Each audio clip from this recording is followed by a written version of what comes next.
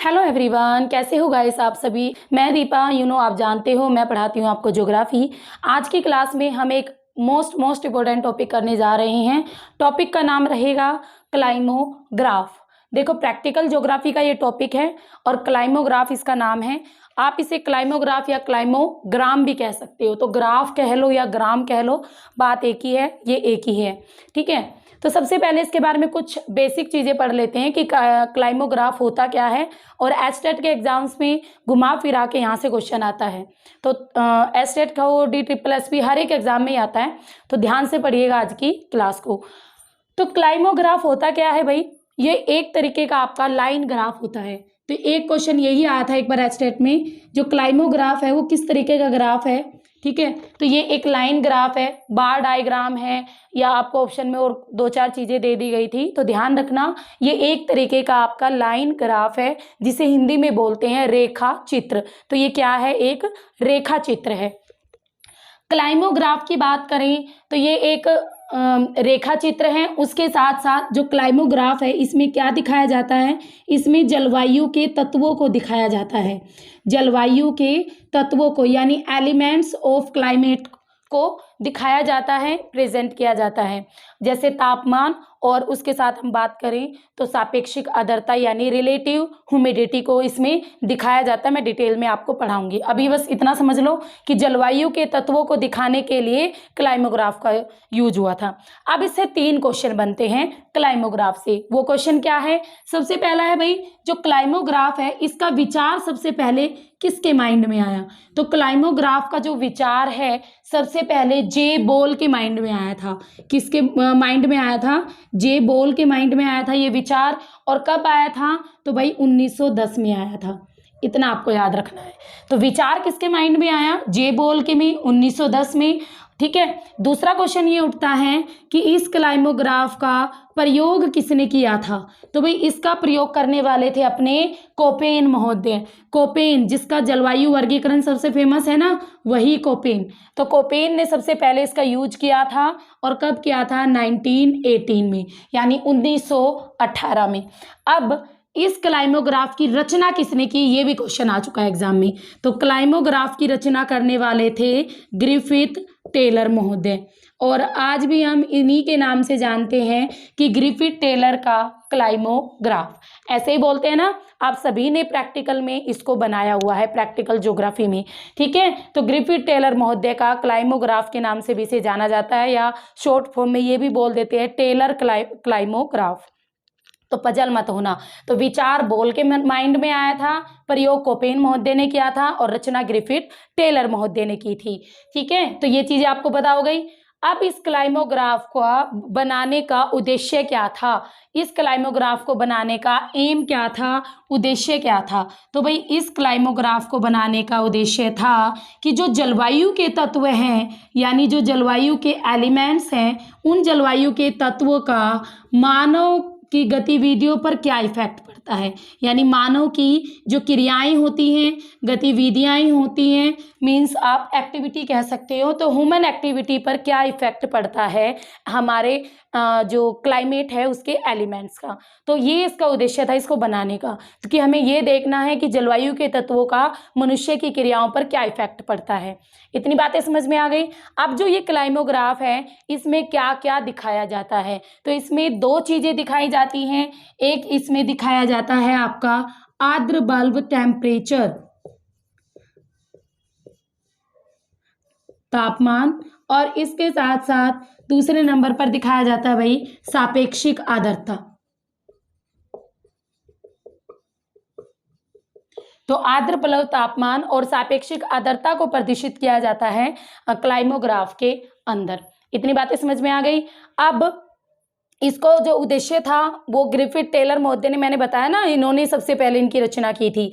मानवीय क्रियाओं पर इफेक्ट क्या पड़ता है उस चीज़ का पता लगाना था। बट जो ग्रिफिथ टेलर महोदय था, स्पेशली इसने यूरोप वासियों के लिए इसे बनाया था। यूरोप वासियों के लिए क्यों बनाया भाई? पहले आप सबको पता है पुराने टाइम में जो यूरोप वासी थे वही इतने ज़्यादा स्टेबल थे कि वो अनदर कंट्रीज में जाके उन पे अपना कब्जा भी करते थे, ठीक है, वहाँ के रिसोर्सेस यूज़ करते थे।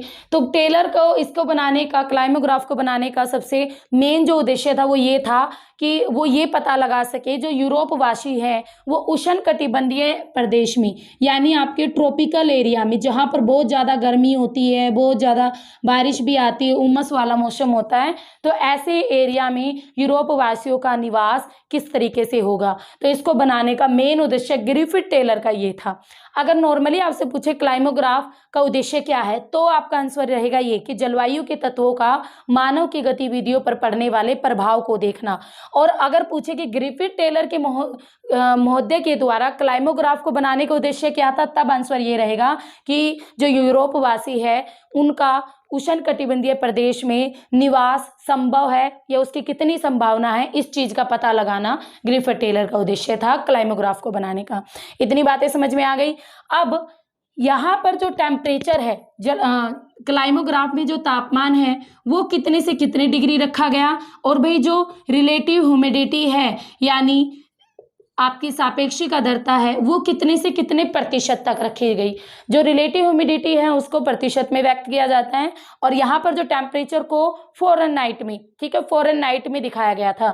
तो -10 डिग्री फ़ारेनहाइट से लेकर आपका 90 डिग्री फ़ारेनहाइट तक ये क्या था, ये टेम्परेचर रखा गया था, यानी माइनस। अब ये माइनस अगर आपको इतना समझ में नहीं आ रहा तो डिग्री सेल्सियस में समझना चाहते हो तो ये माइनस जो 10 डिग्री फ़ारेनहाइट है ये -23 डिग्री सेल्सियस को रिप्रेजेंट करता है, और ये 90 डिग्री जो फ़ारेनहाइट है वो 32 डिग्री सेल्सियस टेम्परेचर को क्या करता है, इसके इक्वल है, ठीक है। तो अब आपको समझ में आ गया हो, यानी यहाँ पे जमने वाली ठंड और यहाँ पे भयंकर वाली गर्मी। तो ये तो टेम्परेचर रखा मिनिमम और मैक्सिमम, और रिलेटिव ह्यूमिडिटी कितनी रखी, 20 से 100% के बीच रखी, यानी मिनिमम 20 और मैक्सिमम 100%, ठीक है। ये इसने अपने क्लाइमोग्राफ के अंदर ये टेम्परेचर और ये रिलेटिव ह्यूमिडिटी को रखा। आई थिंक आपको समझ में आ गया इतना।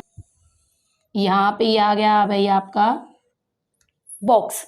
इसने इसी तरीके का एक बॉक्स लिया था ग्रिफिथ टेलर महोदय ने, और क्लाइमोग्राफ को किस तरीके से बनाया था वो अब आप ध्यान से देखोगे। सबसे पहले इन्होंने, ये तो है भाई आपका एक्स एक्सिस, और ये है आपका वाई एक्सिस, ये आपका एक्स एक्सिस, ये आपका वाई एक्सिस, ठीक है, ये वाई एक्सिस। एक्स एक्सिस पर इन्होंने दिखाया था किसको, सापेक्षिक आर्द्रता को, ठीक है। एक्स एक्सिस पर किसको दिखाया था, एक्स एक्सिस पर किसको दिखाया था, एक्स एक्सिस पर इन्होंने दिखाया था रिलेटिव ह्यूमिडिटी को, ठीक है। और वाई एक्सिस पर किसको दिखाया था, तो वाई एक्सिस पर इन्होंने दिखाया था भाई किसको, टेम्परेचर को।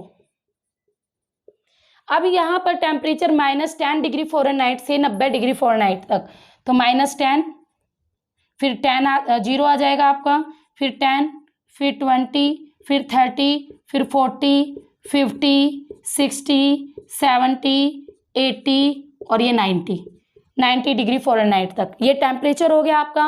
रिलेटिव ह्यूमिडिटी इन्होंने दिखाई थी 20 से लेके 100 तक, तो ये आपका 0 और 20, 30, 40, 50, 60, 70, 80, 90 और ये 100, ठीक है। ये आपकी नीचे रिलेटिव ह्यूमिडिटी है और इधर इन्होंने दिखाया टेम्परेचर को। अब इसने क्या किया, इसने अपने क्लाइमोग्राफ के लिए 4 वर्ड लिए थे। ये 4 वर्ड आपको लर्न रखने चाहिए क्योंकि इन 4 वर्ड से एस्टेट के एग्जाम में क्वेश्चन बहुत बार आया है। ये वर्ड मैं लिख रही हूं भाई। एक था इसका वर्ड मगी, हिंदी में भी मगी ही बोलते हैं, मगी, ठीक है, मीनिंग समझाऊंगी अभी। दूसरा वर्ड था इसका रो, ऐसे लिखा था। तीसरा वर्ड था इसका कीन, एंड चौथा वर्ड था इसका स्क्रोचिंग।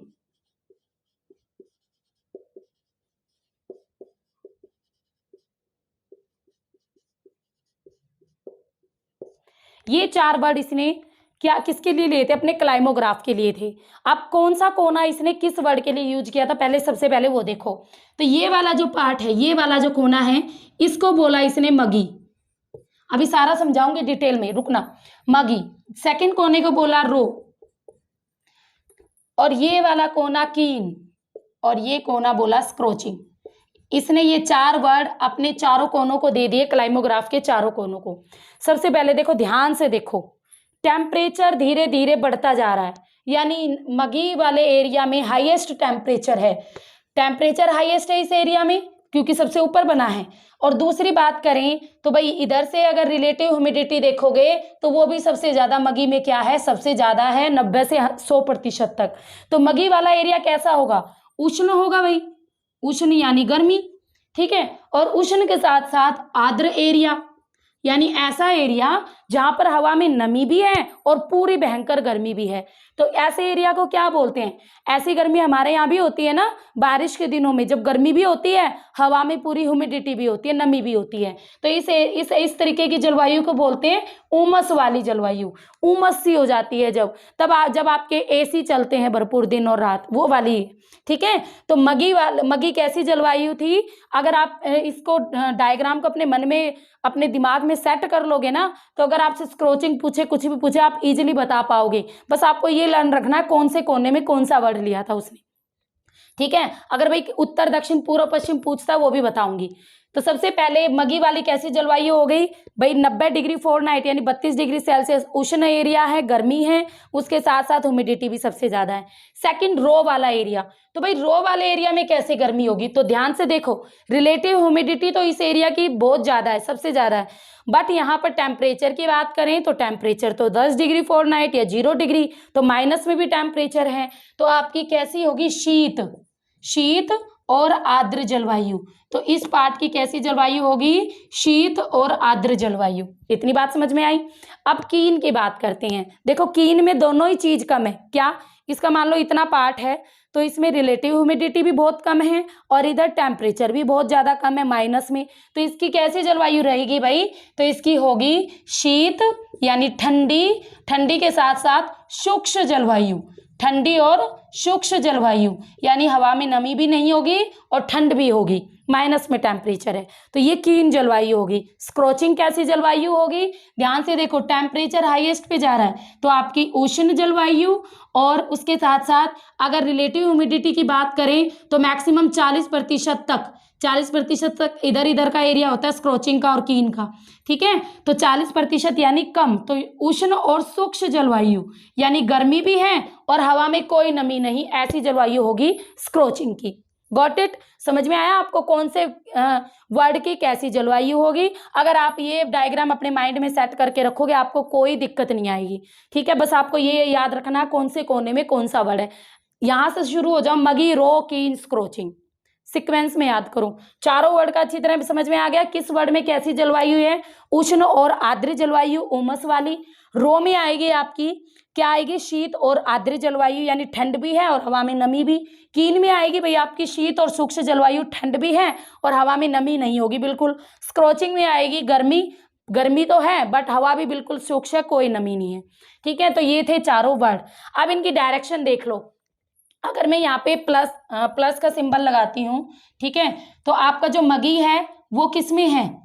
मगी किस में है? ये आपका नॉर्थ, ये आपका साउथ भाई, ये आपका ईस्ट होता है और ये आपका वेस्ट होता है। तो हमारे इस कॉर्नर पे क्या पड़ता है? मगी। तो नॉर्थ और ईस्ट के बीच में क्या है? मगी। और हमारे इस वाले कॉर्नर पर क्या पड़ता है? रो। तो साउथ और ईस्ट में क्या है? रो। और हमारे इस वाले कीन वाला जो एरिया पड़ता है वो साउथ और वेस्ट के बीच में पड़ता है, तो ये हो गया भाई हमारा साउथ और वेस्ट। और ये स्क्रोचिंग पड़ता है हमारा नॉर्थ और वेस्ट के बीच में, तो नॉर्थ और वेस्ट। समझ में आ गया? तो कौन सा किस में? तो ये बीच वाला मिटा दो। अब ये लो, अब आपको डायरेक्शन भी पता चल गई है कि कौन सी आपकी जलवायु कौन सी डायरेक्शन में है, ठीक है। अगर एग्जामिनर पूछे मगी कौन सी डायरेक्शन में है, स्क्रोचिंग कौन सी डायरेक्शन में है, या इनको क्या एस्टेट में तो आपको पता है बड़े हाई लेवल के क्वेश्चंस आते हैं, तो आपसे मैच इट भी करने दे सकता है, इनकी जलवायु भी मैच इट करने दे सकता है। तो आपको चीज़ें थोड़ी लर्न रखनी होगी, है ना। तो इतनी बातें समझ में आ गई, ये आपका बन गया। अब ये तो देखो मैंने नॉर्मल चीजें बताई, अब क्लाइमोग्राफ कैसे बनता है, ये डायरेक्शन मैं मिटा रही हूँ अब, ठीक है भाई, मैंने आपको समझा दी अच्छे तरीके से किसकी क्या डायरेक्शन पड़ेगी। अब देखो क्लाइमोग्राफ कैसे बनता है। सबसे पहले क्लाइमोग्राफ बनाने के लिए वर्ष के 12 महीनों का तापमान और उसकी सापेक्षिक आर्द्रता लेनी पड़ती है, जिस भी एरिया का क्लाइमोग्राफ बना रहे हो। मान लो मैं बना रही हूँ मुंबई का क्लाइमोग्राफ बना रही हूँ, तो मुझे मुंबई के 12 महीनों के तापमान की और उसकी जो सापेक्षिक आर्द्रता है उसकी नीड पड़ेगी, ठीक है। टेम्परेचर लिया, सापेक्षिक आर्द्रता ली 12 महीने की।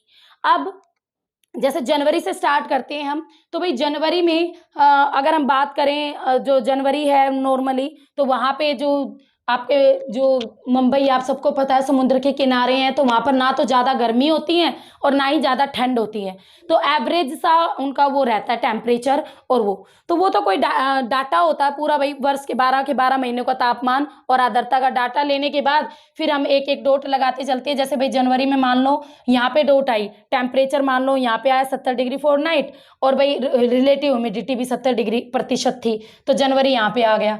फिर मान लो फरवरी यहाँ पे आ गया, मार्च यहाँ पे, तो ऐसे लिख देते हैं मार्च, ठीक है, ये अप्रैल, ये मई, फिर ये जून, फिर ये जुलाई, फिर ये अगस्त, फिर ये सितंबर, फिर ये अक्टूबर, फिर ये नवंबर, और फिर ये दिसंबर, और देन जनवरी को मिला दिया जाता है, ठीक है। तो इस तरीके से जो ये स्ट्रक्चर बन के आपके सामने आया ना, इस जो आकृति को ही बोला जाता है क्लाइमोग्राफ। इस आकृति को क्या बोला जाता है? क्लाइमोग्राफ, ठीक है। ये मुंबई का क्लाइमोग्राफ बना है, किसका बना है? मुंबई का क्लाइमोग्राफ बना है। और आप ध्यान से देखोगे ना, इसका ज्यादातर एरिया मगी के आसपास है, मगी के आसपास ज्यादातर एरिया है, ज्यादा जलवायु है, तो ये कह सकते हैं कि जो मुंबई की जलवायु है वो उष्ण और आर्द्र है, उमस वाली है, ठीक है। तो इस तरीके से आपका क्लाइमोग्राफ बनाए जाते हैं। और अगर क्वेश्चन आता है तो सारे क्वेश्चन मैं आपके साथ डिस्कस कर चुकी हूँ, सीधा पूछ लेगा कि क्लाइमोग्राफ में किन जलवायु के किन तत्वों को प्रदर्शित किया जाता है। ऑप्शन में टेम्परेचर और सापेक्षिक आर्द्रता होगा, या मासिक वर्षा, या कुछ कुछ देगा बाकी के ऑप्शंस में। तो आपको ध्यान रखना क्या क्या दिखाते हैं, जो मैंने यहाँ पर आपके सामने लिखा भी है, आर्द्र बलव, टेम्परेचर, सापेक्षिक आर्द्रता। रचना किसने की थी, किस तरीके से दिखाते हैं, वर्ष के 12 महीनों को दिखाते हैं यहाँ पे इस तरीके से, ठीक है। और 4 वर्ड जो है इनका क्या संबंध है, किस तरीके से कौन सा वर्ड कैसे आता है, ठीक है। इतनी बात समझ में आ गई। तो ये आपका क्या था? क्लाइमोग्राफ था, जिसे लाइन ग्राफ भी कहते हैं, क्लाइमोग्राम भी कहते हैं, क्लाइमोग्राफ भी कहते हैं। Got it? इतना समझ में आ गया?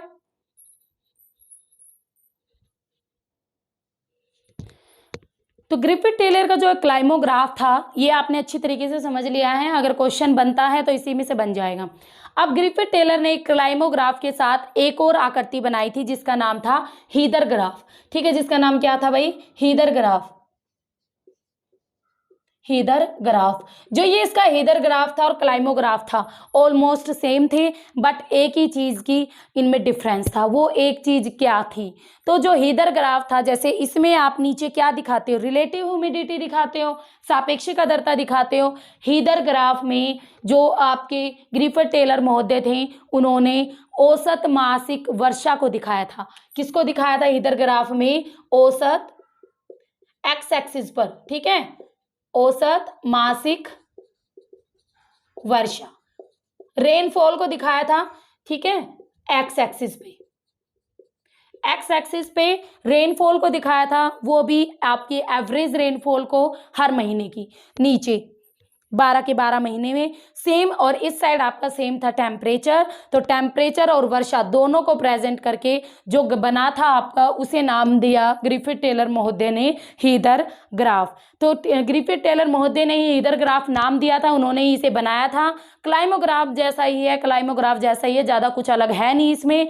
बस इसको बनाने का उद्देश्य क्या था? इसको बनाने का उद्देश्य ये था कि जो जलवायु है, जो जलवायु के जो तत्व हैं या वर्षा है, उसका मानव बस्तियों पर क्या इफेक्ट पड़ता है, किस तरीके से वो मानव बस्तियों को इफेक्ट करती है, इसलिए बनाया था आपका हीदर ग्राफ। किसने? ग्रिफिथ टेलर महोदय ने। अब जो विभिन्न इसके साथ साथ इसमें एक चीज और आती है, विभिन्न क्षेत्रों में जो जलवायु है उनका अध्ययन करने के लिए, क्योंकि देखो जलवायु के 2 ही मेन एलिमेंट होते हैं, एक तो टेम्परेचर होता है, दूसरा होता है भाई वर्षा। तापमान और वर्षा 2 इंपॉर्टेंट एलिमेंट माने जाते हैं, तत्व माने जाते हैं जलवायु के। और जिस भी एरिया में तापमान कैसा है, बढ़िया है और वर्षा भी बढ़िया होती है, तो वहाँ पर आपकी फसलें वगैरह, क्रॉप वगैरह ज़्यादा बोई जाती हैं। तो विभिन्न क्षेत्रों की, विभिन्न एरियाज़ की जलवायु का अध्ययन करने के लिए और वहाँ पर विभिन्न फसलों को बोने के लिए, जैसे आपकी चाय, कहवा, गन्ना, ज्वार, बाजरा, इन सबको उगाने के लिए ही जो हीदरग्राफ है इसका अध्ययन किया गया था। किसके द्वारा किया गया था? ग्रिफिथ टेलर महोदय के द्वारा। तो मेन नाम तो ग्रिफिथ टेलर महोदय का ही आता है भाई, क्लाइमोग्राफ में भी और हीदरग्राफ में भी। अभी एक और ग्राफ रहता है आपका आर्गोग्राफ, वो मैं आपको नेक्स्ट वीडियो में कराऊंगी, ठीक है। अगर आपको जानकारी अच्छी लगी हो तो भाई मैक्सिमम लाइक शेयर कर दिया करो वीडियो को, ताकि मैक्सिमम स्टूडेंट्स तक ये पहुँचे। और स्टडी विद दीपा सैनी मेरा जैसा यूट्यूब चैनल है तो उसको भी ज़्यादा से ज़्यादा क्या करो, सब्सक्राइब करो, शेयर करो, ताकि थोड़ी बहुत प्रोसेस दिखे मुझे भी, ठीक है। आप कहते हो मैम वीडियो नहीं बनाते, अरे वीडियो बनाने का मन तभी तो करेगा जब आप मैक्सिमम उसे शेयर करोगे, मुझे रिजल्ट अच्छा मिलेगा, ठीक है। उसके साथ साथ भाई आपकी, जैसा कि आपको पता है, अब पीजीटी, नेट और इनका तो पेड कोर्स अवेलेबल है आपका अचीवर्स एकेडमी ऐप पर। उसके साथ साथ अगर किसी स्टूडेंट्स को पीजीटी, नेट या फिर आपके टीजीटी, एसएसटी के नोट्स चाहिए तो वो मुझे कांटेक्ट कर सकते हैं। तो ये मेरा मोबाइल नंबर है, इस नंबर पर आकर आप मुझे कांटेक्ट कर सकते हैं। आपको जो नोट्स मिलेंगे वो व्हाट्सएप पीडीएफ पे मिलेंगे, ठीक है। तो आज का टॉपिक हमारा होता है यहीं पर ख़त्म। नेक्स्ट क्लास में हम करेंगे आर्गोग्राफ, तो जुड़े रहिए। तो फिर मिलेंगे, तब तक के लिए हैव ए नाइस डे।